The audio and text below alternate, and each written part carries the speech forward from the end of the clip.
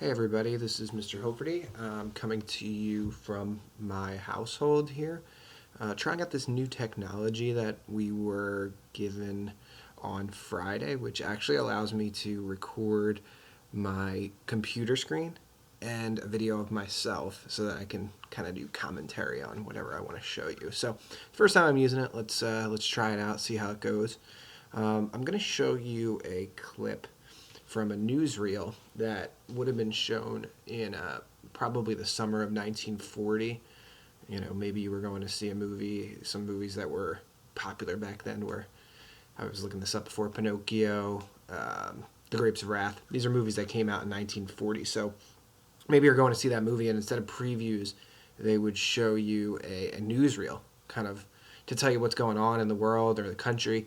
And at this time, I'm sure from your reading, you know that there was a lot going on in the world. You had Germany, Italy, and Japan taking over much of Europe and Asia. And by this point, when you would have seen this newsreel, the Germans would have taken over France and England.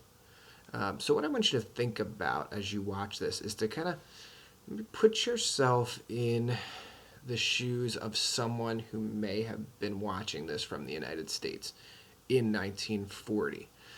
How do you think you would feel? Do you think you would want the United States to get involved in this conflict? Or do you think that you would want us to remain neutral like we were at this time? So I'm going to kind of comment throughout the video and make sure you watch the whole thing, because I'm going to ask you a question at the end to make sure that you went through the whole thing. So let's watch together. I'll watch with you. Ready?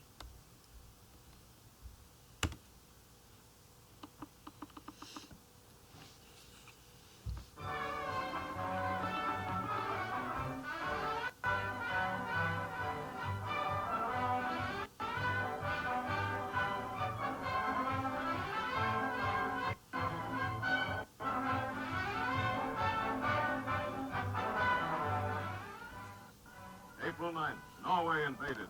The battle of the continent becomes Europe's total war. 1 month later, Holland falls. Beloved Queen Wilhelmina seeks refuge abroad. Millions of Belgians reenact the tragic migration of 1914. May 28th, Leopold, King of the Belgians, surrenders, and the world despairs. So this was the order of Here, 300,000 where soldiers Hitler and Germany was going throughout Europe in 1940. I'm going to take myself out so you don't get distracted by me. I can figure this out. Terrifying weeks, the armies of Weygand fall back in the face of overwhelming mechanized might. Take myself Italy, out. while France fights for its life, Italy marches beside Germany.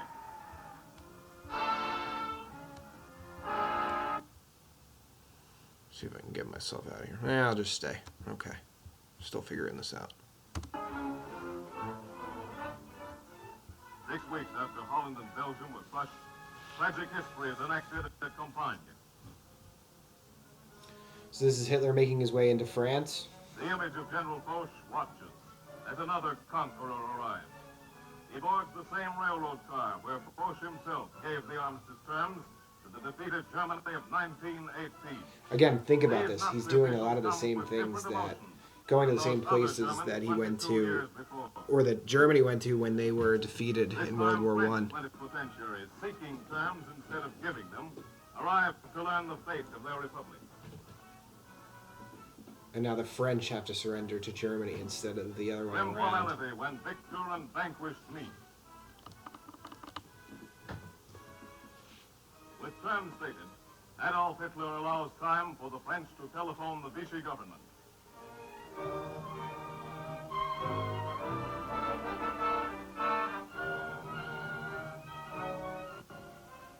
Solemnly, silently, the French delegates follow for conference with the man who became Premier of France only 6 days before.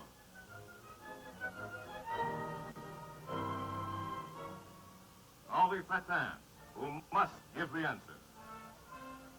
Weighted hearts return to the historic car, bearing their fateful message. France has decided, and the knee is bowed in submission with a flourish of tragic pens. War spreads eastward. Britain's fleet blasts the port of Berbera in Somaliland.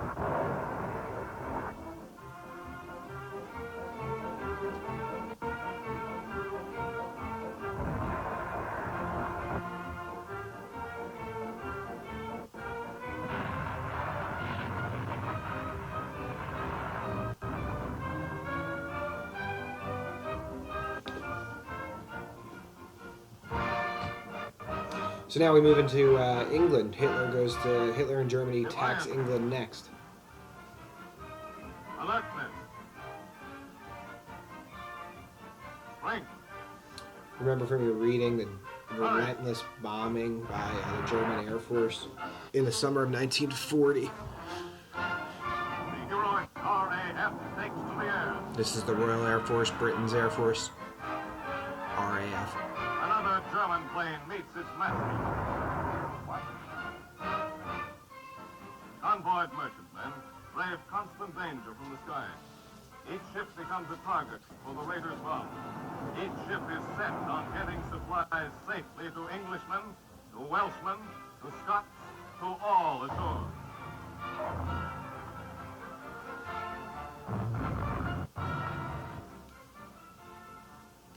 Under brave General de Gaulle, brave Frenchmen still fight Germany. London, waves of Nazi planes swarm westward to the world's largest city. Some reach London's warehouses, tenements, and great docks. Londoners take to shelter, unafraid. Old and young, their spirit undismayed. So you would have people hiding underground in tunnels or just in bomb shelters during the during the bombing of London in 1940. Basically had to take shelter as their city was bombed by Germany. Artillery and bomb pandemonium rages for hours, days, and months. London burns by night. But daylight finds undaunted grit and confidence as the job of digging out proceeds. And again, I'm just going to pause this for a second. I want you to think about how much how closely Americans felt towards the British. Remember, in World War I, it's one of the reasons we enter the war is because we have such a shared culture and such a great friendship with Great Britain. So as Americans kind of see this, think about today. If England were attacked today by ISIS or by something else, what would America do? This is kind of what was going on in 1940, and we were remaining neutral. You'll see what I mean by that in a little bit, because we weren't really completely neutral. Let's keep watching.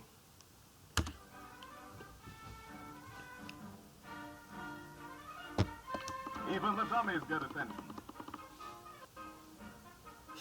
We mean dummy. It's kind of creepy.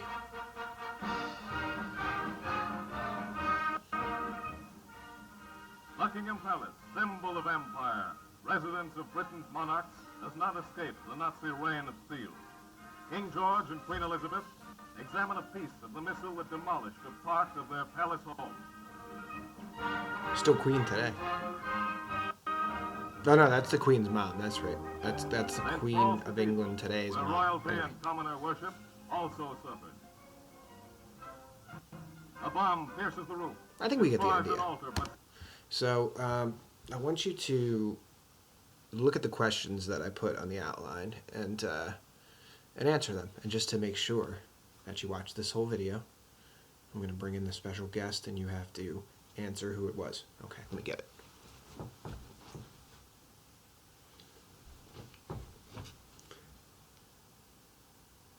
Yes, we have all kinds of Mickey stuff throughout our entire house. So this is a Mickey in a Rutgers jersey.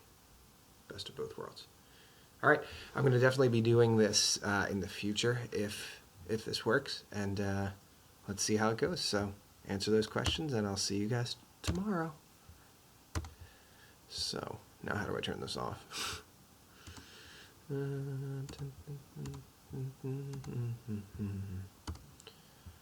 we go.